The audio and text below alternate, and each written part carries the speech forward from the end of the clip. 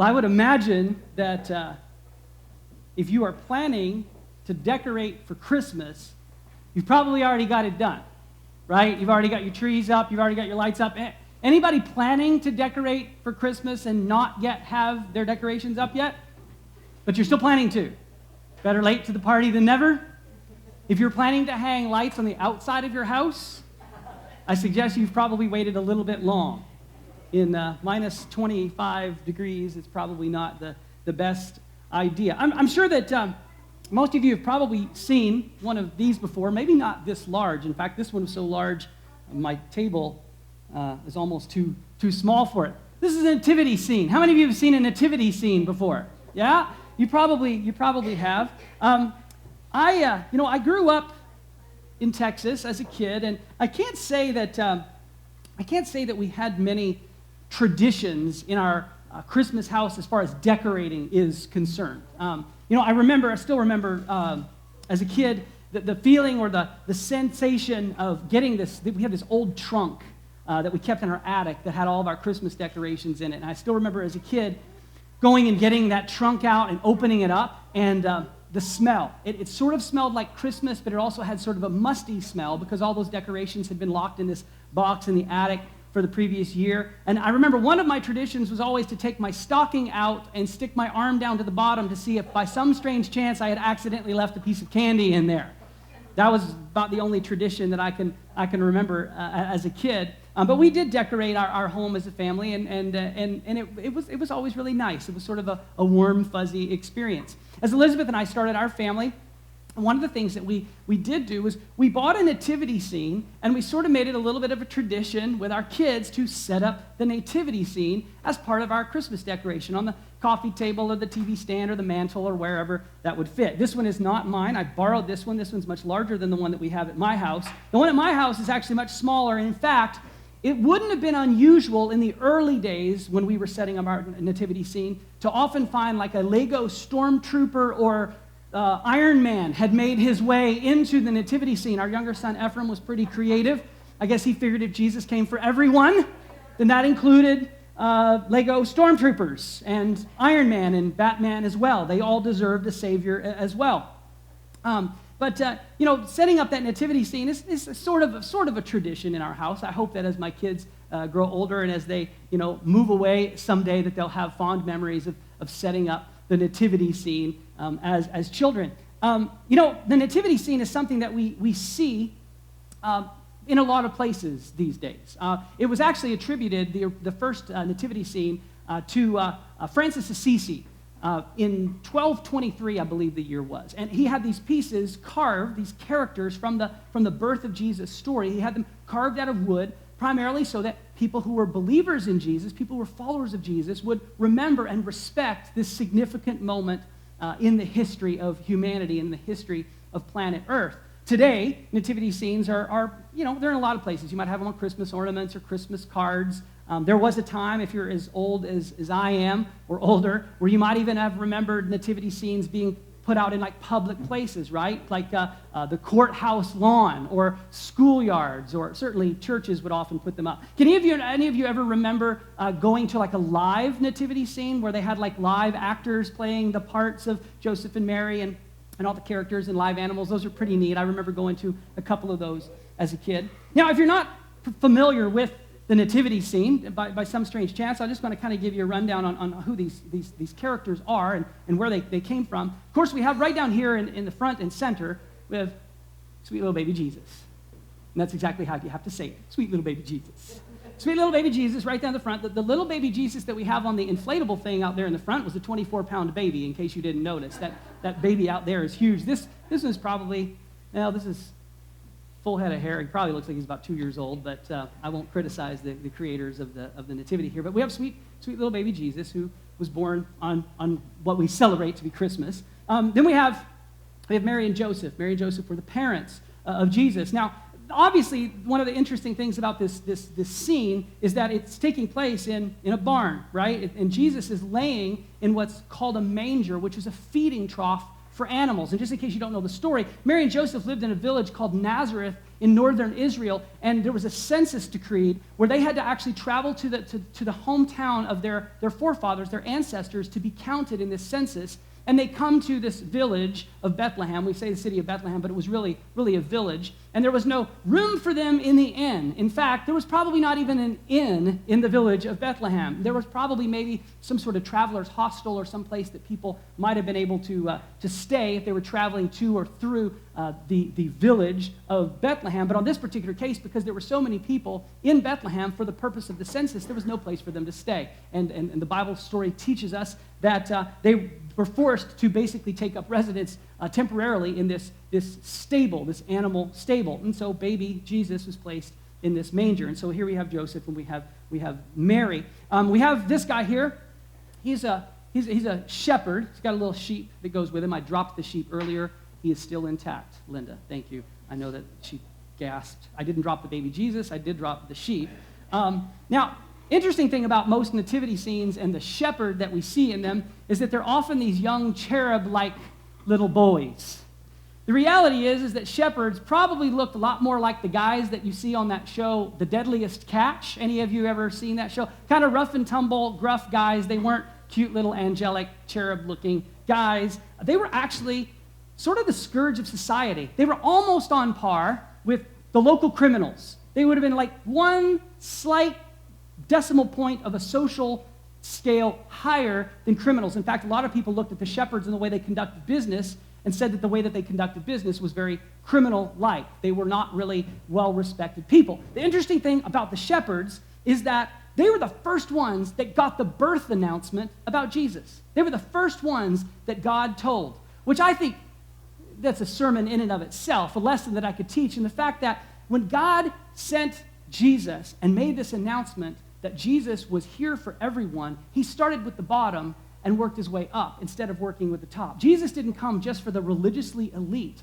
He came for everyone. And the fact that the shepherds were the first ones that got the birth announcement and they were the first ones on the scene to worship Jesus says a lot. They probably didn't even stop to shower on the way, which would have been a very interesting situation for sure. Of course, we have over here, we have three wise men or three magi or three kings. We three kings of Orient are. You probably heard the song. Now, these guys, we don't know if there were 3 or 300. The Bible doesn't really tell us how many there were. There were 3 gifts that they brought: gold, frankincense, and myrrh. And so most of our nativity scenes would depict 3 of these wise men because they had the 3 gifts. Now, I hate to burst your Christmas bubble, but these 3 guys would have never actually been in this scene, okay? They showed up when Jesus was about 18 months to 2 years old. So in order for this to be historically accurate, I would have probably had to put these 3 wise men way over there on the other side of that room against that wall. So if you want yours to be historically accurate in your house, you set up your nativity in your living room on your fireplace, you take your wise men and you put them back in the back bedroom or the laundry room or somewhere, and that's probably more historically accurate. And of course, we've got animals here. We've got a donkey in this case. The nativity scene that we have at my house, I think it has 2 animals. I think it has a donkey and a cow. And again, if we want to be more historically accurate to this particular scene, the real nativity scene probably would have had more animals in it than it had people. If we think about the fact that this stable was the place where all of these travelers would have put their donkeys or their horses or whatever they were using for transportation on that night, they would have all been housed in this particular scene. This place where Mary gave birth to Jesus would have been overrun with animals. Any of you ever spent any time in a barn with a lot of animals? Yeah, some of you were raised in a barn with a lot of animals. And you know that it would have been filthy, it would have been smelly, it would have been a really gross place. Now, today, those of us who follow Jesus, those of us who believe in the story of the Bible, those of us who are really aiming to get our hearts centered around the Bible version of Christmas, we recognize this as being an instrumental component or an instrumental visual for our Christmas and for our Christmas experience. And so many of us as followers of Jesus, maybe you have a nativity in your home, or maybe you've sent out Christmas cards with a nativity. We don't see them around much in public places anymore, not like we used to. I think the culture wars of the last 20 or 30 years are pretty much all but done away with public displays of nativity scenes. But really, I don't think that that's so much important. I don't think it's really all that important where we place our nativity scene, whether it's on our front lawn or on our mantle or on the Christmas cards that you send out. I think the most important component of the nativity scene, or the most important way that it plays out in our lives, is how we have it set up in our hearts, how we have the nativity actually set up in our lives. Because the nativity really, in a lot of ways, sort of reflects life, our life in general. See, everyone's life is centered or focused on something. And when we look at the nativity scene and we recognize the way that it's set up, we realize that it's set up with everything centered around one person, around one thing, around Jesus. It's not enough to just have all the parts, but they actually have to be put in the right place. If you bought the nativity and you had all the pieces and you put, Jesus on your mantle and Mary and Joseph on your TV stand and the shepherd, under the tree, you can put the wise men in your bedroom or your laundry room, and that would be historically accurate. But for the most part, when we look at the nativity scene and we see all the parts, we see all the pieces, we recognize that it's centered on one thing. And if it's not centered on that right thing, that it's not set up right. And it doesn't look right, and it doesn't work right. And life is, in a lot of ways, the same way. It operates the same way. When our life is centered on the right thing, it works the right way. It looks right, it works right. When it's not centered on the right thing, sometimes it might look right, but we know that deep down, it doesn't necessarily work right. And so this is sort of our challenge as we navigate our way through life, is figuring out what our life really ought to be centered upon. I want to take a minute and kind of demonstrate for you what it would be like if we didn't have our life centered on the right thing. See, everything revolves around something, right? Everything revolves around something. Our universe revolves around the sun, right? Our solar system revolves around the sun. If it didn't revolve around the sun, we would cease to exist, right? The sun provides us warmth. It provides us the right radiation that we need for things to grow and for the planet to operate and to function the way that it ought to. And if our planet and our solar system didn't revolve around the right sun in the right way at the right time, then everything would sort of fall apart. And sometimes life can operate the same way. Maybe you're here today and you feel like, well, I've got the parts in place. I think I've got my family, I've got my kids, I've got my education, I've got my job. Finances seem to be okay. I'm even coming to church and I'm singing the songs and I'm saying the prayers, but there's still things that aren't working the right way. Things aren't necessarily functioning the way I think they ought to be functioning. And I would say that it's possible that you have all the right parts, you have all the right pieces, you have all the right characters, but maybe they're not set up the right way. Let's take, for example, the shepherd. Whenever we take Jesus out of the center, out of the focus, something else has to become the focus. Now, most of us would recognize that this is definitely not the right way for the nativity scene to work. But let's think about this for a moment. Let's say that the shepherd represents the working class. Shepherd represents your job, your 9 to 5, what you do to earn a living, what you do to put the food on the table, to pay your mortgage, whatever it is that your financial responsibilities are. That's what the shepherd represents. The shepherd is our job, it's our career, and it's very easy to let our job or our career become the center of our lives, to be the focal point for our lives. It's a lot of the way that we derive our identity in our culture today. I mean, when you meet new people, one of the first questions that people often ask is, what do you do? What do you do? Some of us are very proud of what we do. Some of us might be a little more humbled by what we do. But that's one of the first questions that people often ask, because it is a thing from which we derive a lot of our identity. We spend a lot of time in the workplace. 9 to 5, 8 to 5, 8 to 8. I mean, some of you spend a lot of time at work. Your work life often gets the best of you and the best of who you are. Many of your social relationships and your social circle is built around who you work with and the time that you spend with those people. And it's very easy for us to build our lives around our career, around who we are as it pertains to what we do. The problem with this picture is that when we center our lives, when we build our lives around our career, around our job, around our occupation, we're building our lives on a foundation that can ultimately be taken away. We can lose our jobs. How many of you have known someone who's lost their job in the last 12 to 24 months? Like almost everyone in this room. You know, we've seen, in our community, we've seen literally thousands of people lose their jobs, many of whom had their whole lives built around their jobs. I remember speaking to a guy at the gym, the YMCA where I work out, about 7 or 8 months ago. He had been with the same company for 25 years, from the time he was 18 to 43. And just like that, was let go. He didn't know what else to do. His whole life was centered around this job, around this position that he had at work, about the fact that he was a manager, a supervisor. His income was all derived from this one thing. And when it was taken away, he was left feeling completely hopeless because it's all he knew. You know, maybe you think, well, my job is secure. I work for the government. I work for, a company that will never lay people off. Well, what happens if your health changes and you're no longer able to perform the job that you're currently performing?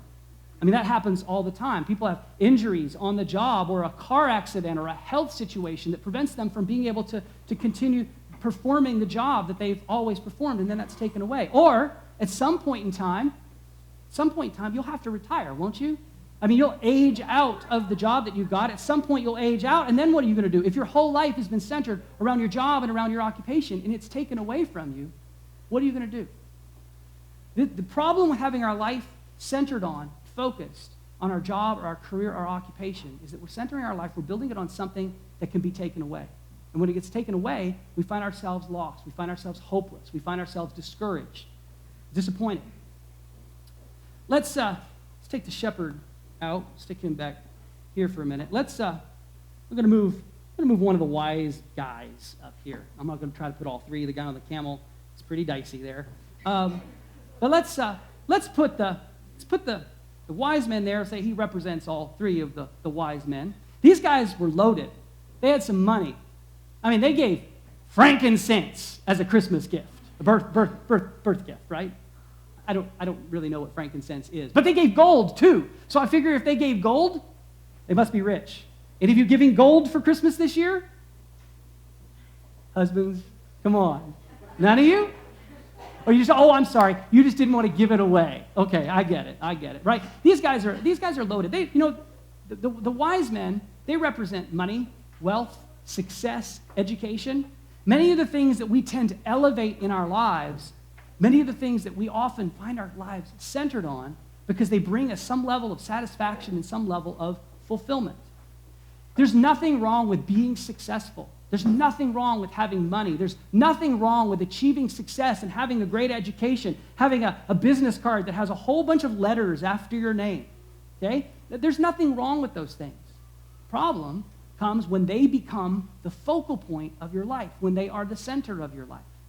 I know more than a few people, even people right here in Medicine Hat, who in some time over the last number of years have lost a great deal of their wealth in investments. The way that our economy has gone for the last decade has been so volatile, so up and down, that people have invested. They've worked not because their occupation was how they derived their identity. That wasn't the focus. The focus was maybe more what they were putting away for the future, what they were setting aside for their retirement, what they were accumulating to make their lives better and more comfortable. And then those things get taken away.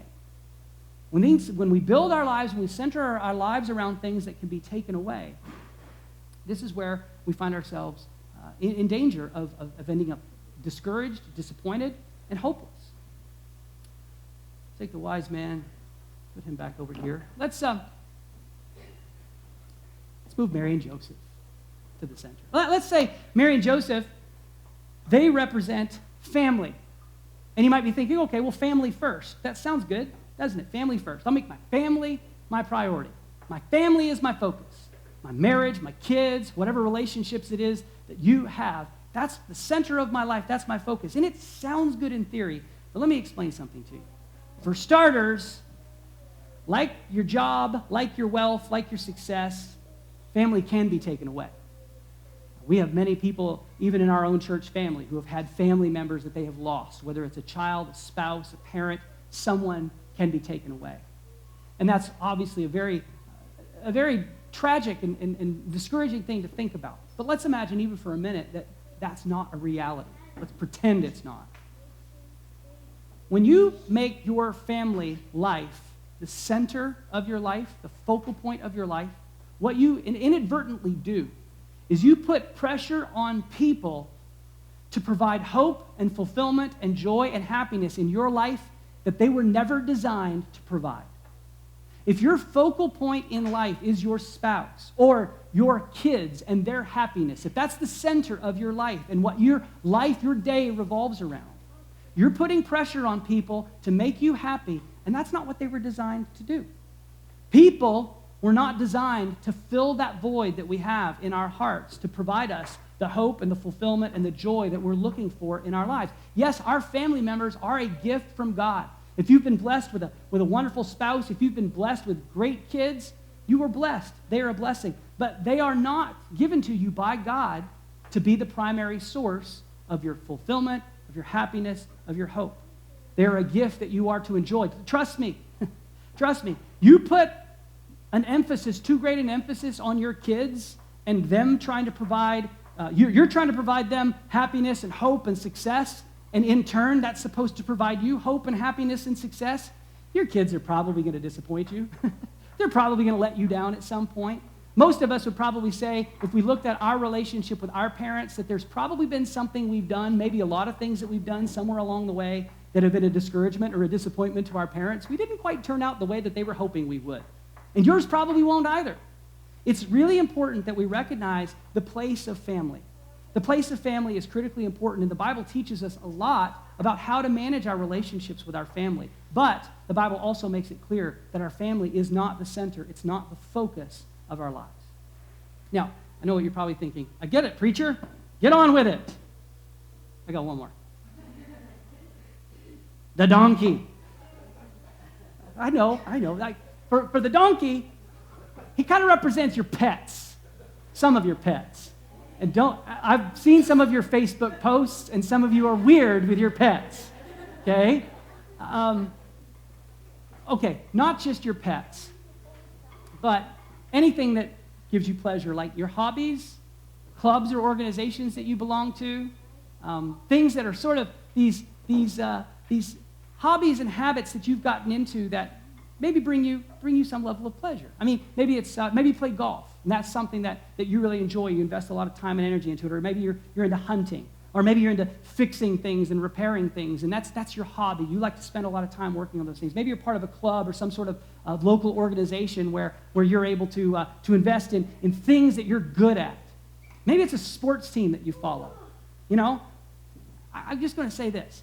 Whenever we, again, center our lives around our hobbies, around our pets, around our sports teams, around things that ultimately are temporary, that are temporal, we're going to end up disappointed and discouraged. I mean, I don't know what person in their right mind would ever pin all of their hopes and fulfillment on their favorite sports team.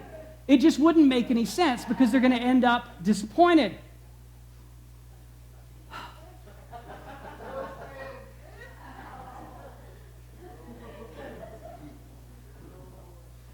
Anyway, you get the point, right?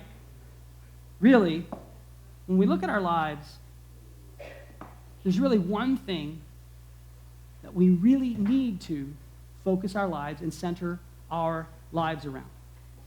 I'm going to read you a couple of passages from the book of Colossians here. We did a teaching series back in the spring of this last year called Nucleus. And we studied the New Testament book called Colossians. Colossians is a letter that Paul the Apostle wrote to a church in the first century.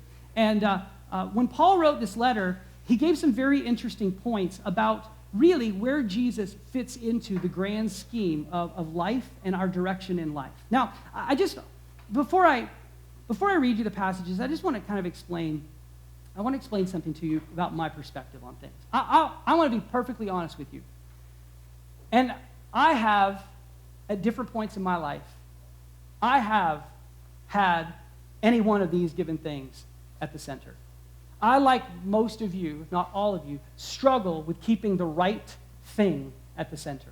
I have at times had my hobbies really overemphasized in my life. Too much time, too much money, too much investment in hobbies. I have placed too much emphasis, too much time, too much energy in my kids at times, trying to help them be successful. Why? Because I want them to be successful, or because of the way that it makes me feel? Well, sure, I take joy, I take pride in my kids and their success, and so I invest in those things. I have at times made my career too much of a focal point in my life. And it might surprise you to even hear that I'm not even talking about my secular career prior to being in ministry as my vocation. I have at times made my own career as a pastor and our success as a church and as a ministry too much of a focal point.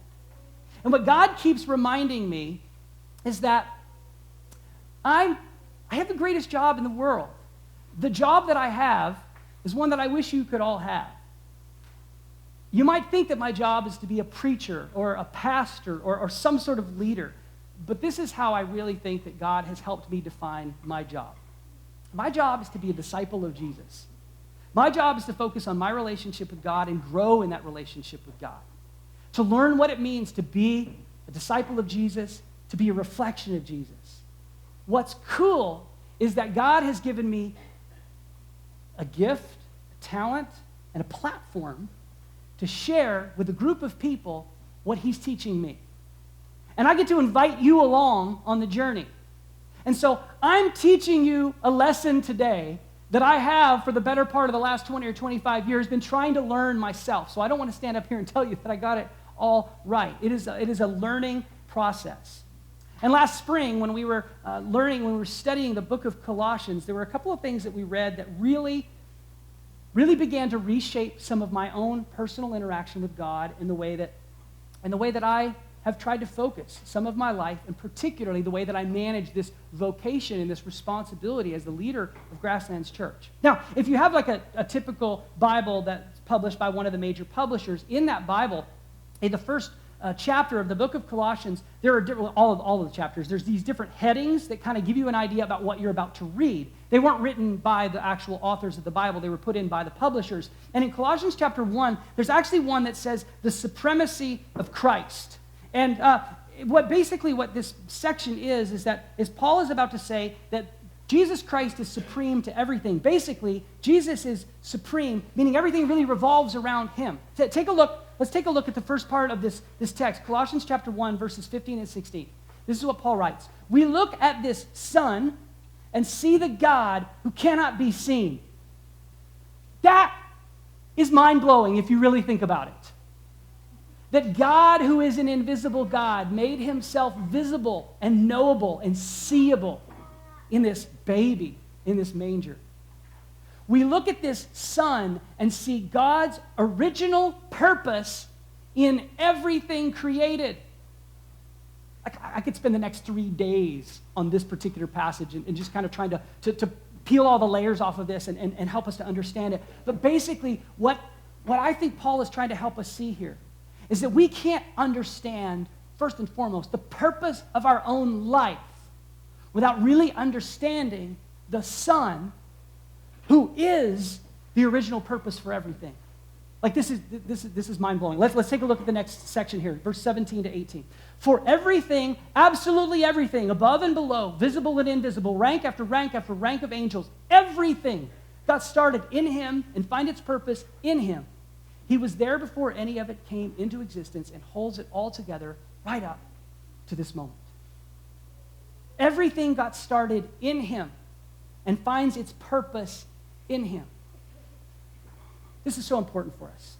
It's so important for us because as we approach life, and as many of us are approaching the holiday season, we're looking for purpose. We're looking for things that provide us fulfillment and hope and joy and peace. All those things that we deem to be necessary to living a life that's satisfying. The problem is we so often end up looking for our purpose in our career, our purpose in our education, our purpose in our retirement fund, our purpose in our family. But we cannot find our purpose, our true purpose in life, without finding the one in whom everything got started. Everything was created by him, in him, for him. And that's Jesus. He is the nucleus. He is the true sun around which our lives ought to revolve. We should orbit Jesus. He is the focal point. He is the center of not just the nativity scene, but he should be, needs to be, desires to be the center of our lives. Now, I want to kind of dedicate this talk this morning to those of you who are here and who are approaching the Christmas holidays, maybe with a little bit of trepidation. Maybe this year hasn't been the best year for you. Maybe there have been some struggles. Maybe there have been some challenges. Maybe it's been job or finances. Maybe it's been relationship. Maybe it's been health. Maybe there's been something in your family that's just not been going right. And we tend to approach this holiday season with some sort of expectation that maybe Christmas can kind of give me the do-over. Maybe Christmas can breathe some life and some hope and some joy into this situation, into these circumstances that have been so discouraging and disappointing for me. The challenge is that when we approach Christmas and we are centered on relationships, time with family, gift exchanges, big meals, job and hope for future job, we set ourselves up for more disappointment. Let's face it, some of you are going to go into the holidays and you're going to spend time with family who often grind your gears the wrong way, and you're going into it in every possible way that you can to try to find hope and to try to find peace. But if you're looking for hope and peace and fulfillment in those relationships, you're probably going to end up disappointed. I titled this message today, How to Have Your Best Christmas Ever. It's really not about having your best Christmas ever. It's about having your best life ever. If you can get it right this Christmas, then you're setting yourself up for a much better life. I'm going to give you 3 points this morning, 3 things to consider, 3 things that you could, should, and probably need to do in order to not only have your best Christmas ever, but to have your best life ever. The first thing that I want you to do is this. Consider inviting Jesus back to the center of your life. Invite Jesus back to the center of your life. Now, for some of you here, it's possible that you've never invited Jesus to the center of your life in the first place. In fact, this might be news to you that Jesus should be the center of your life.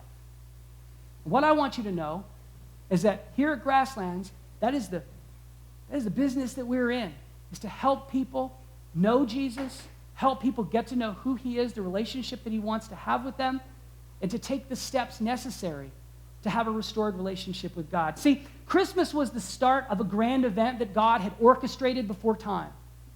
He knew that when he made humans, when he made people, that people were going to do things that were offensive to him.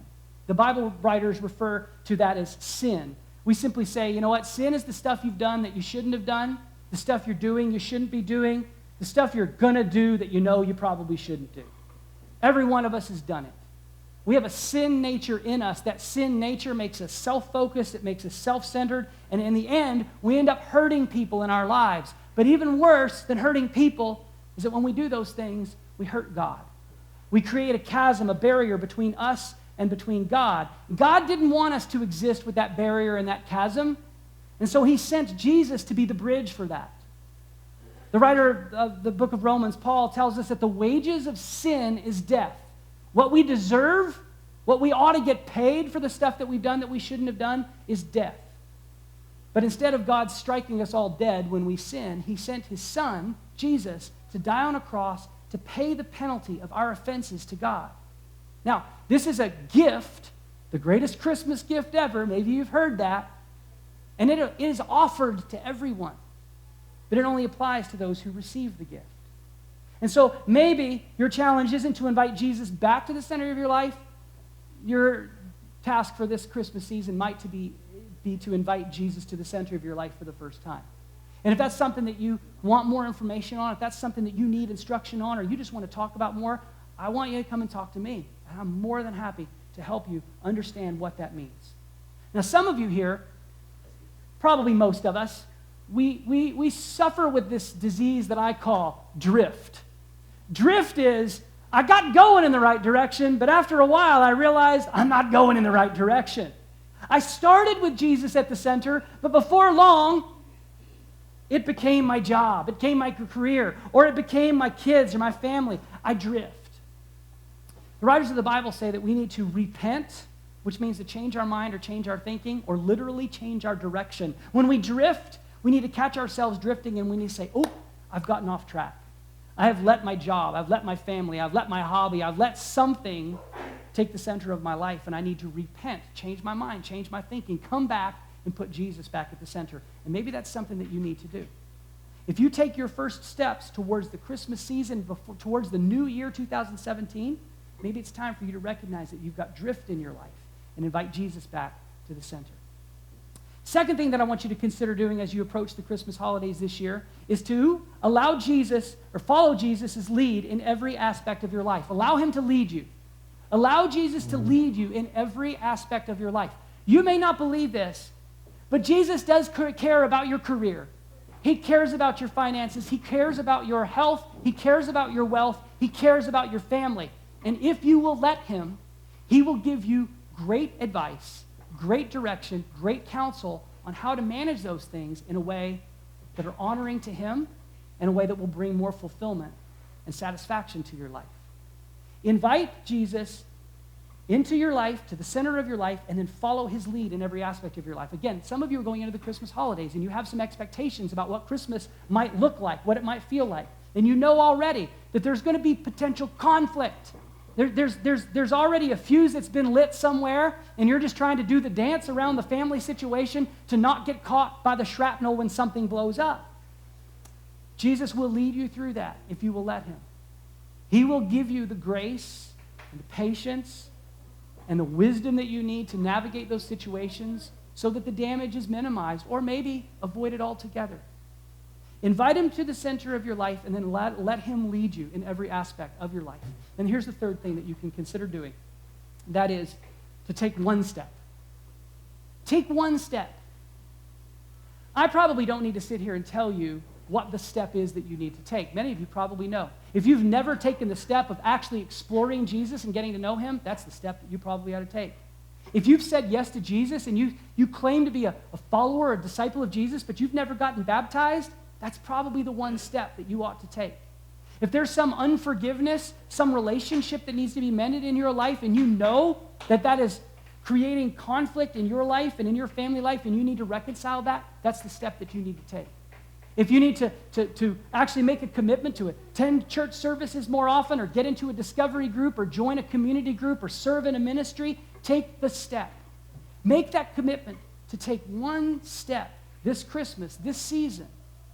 Get yourself closer to God. Any step that you take of obedience gets you one step closer to his heart. And that's what God wants from you more than anything else. He wants you to have his heart. He wants to have your heart. Invite Jesus back to the center of your life. Follow his lead in every aspect of your life. And take one step. Take one step. Christmas can't be all that it should be. It can't be all that it could be without Jesus being the center, without Jesus being the focal point. Your life can't be all that it could be or all that it should be without Jesus being the center of your life.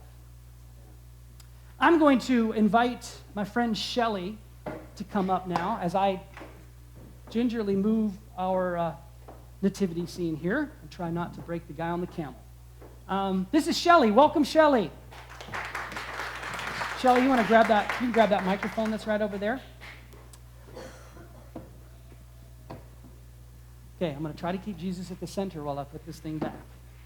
Why don't you grab that stool as well? Gino, can you help her with that stool and just set that up here? You got it?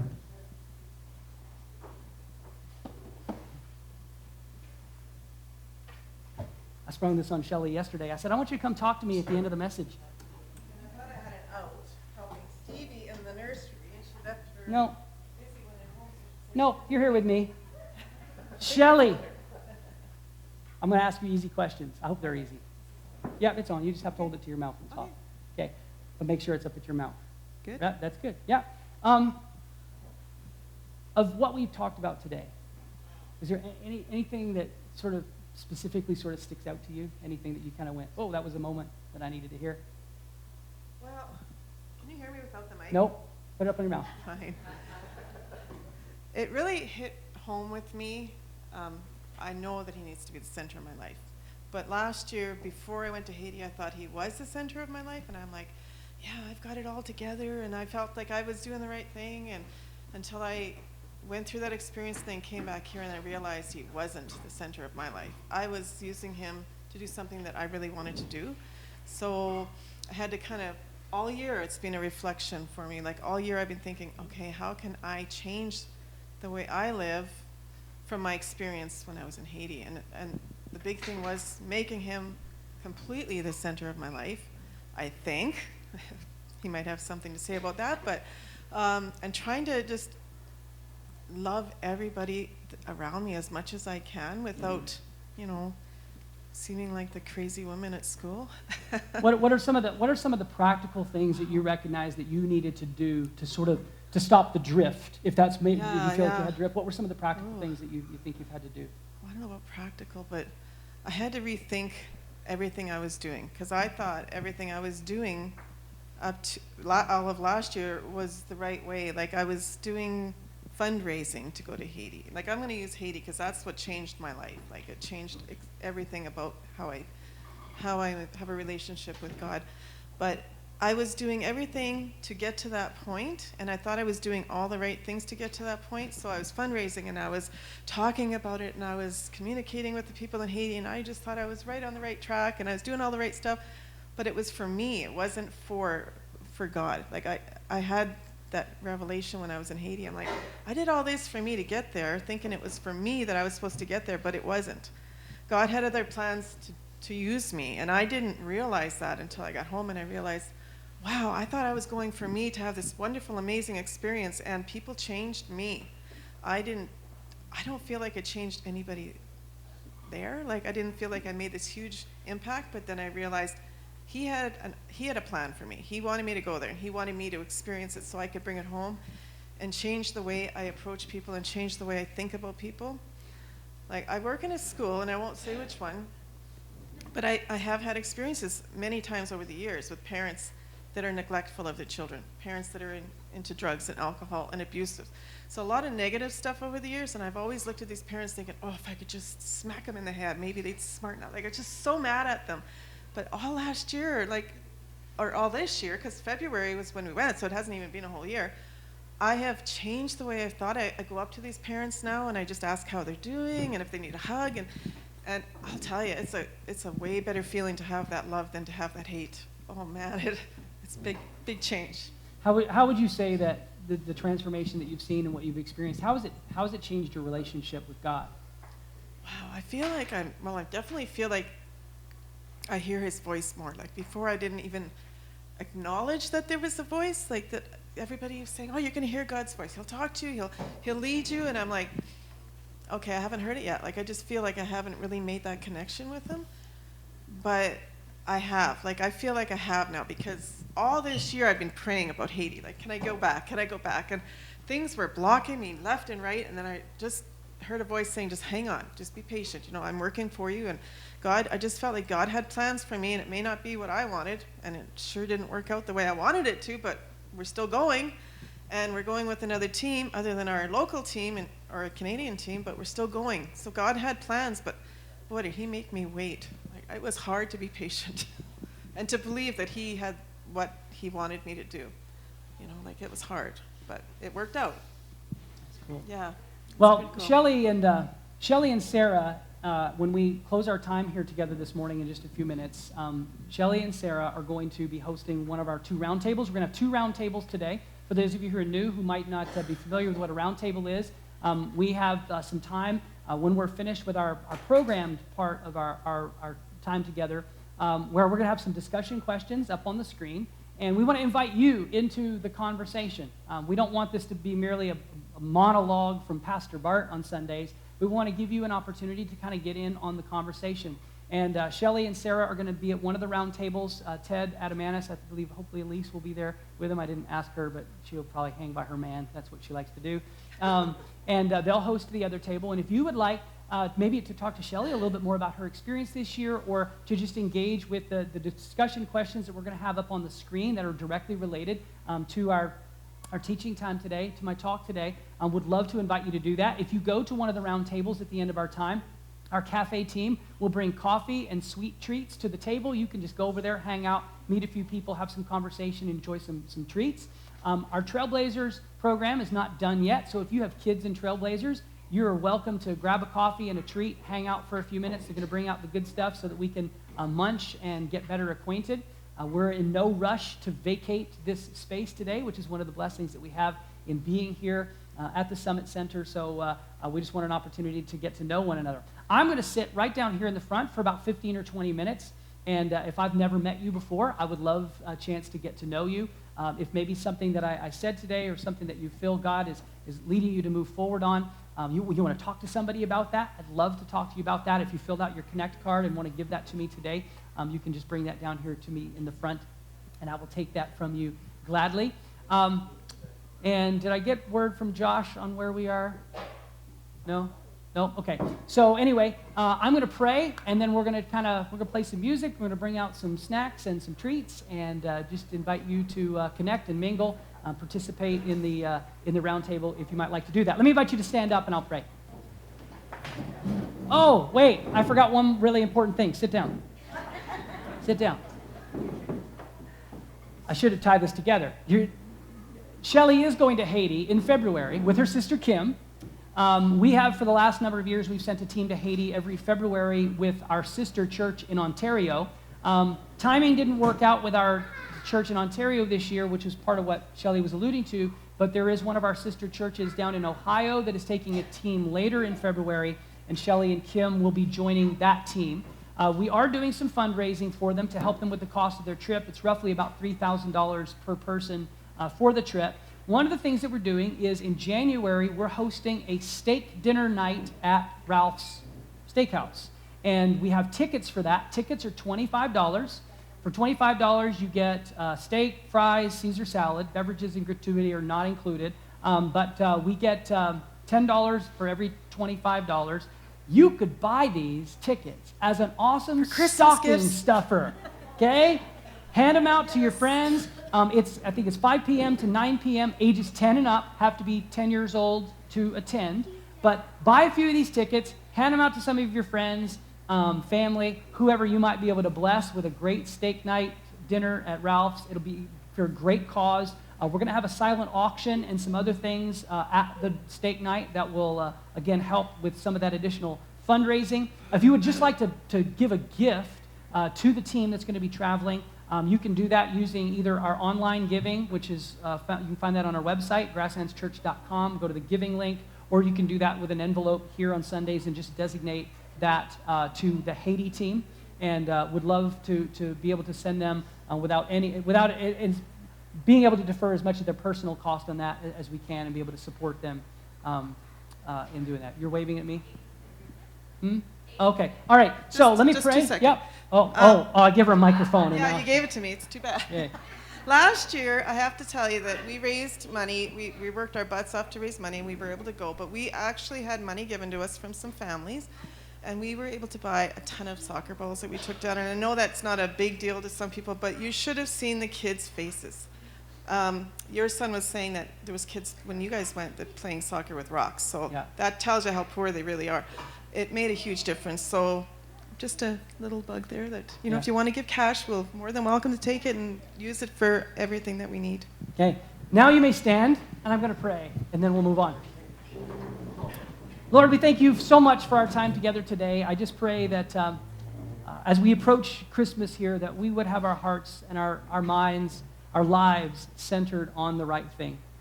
I pray that for those that are here that might really be struggling through the season to come, I know Christmas isn't always great for everyone, that we would find comfort in our relationship with you and find comfort in our relationship with one another.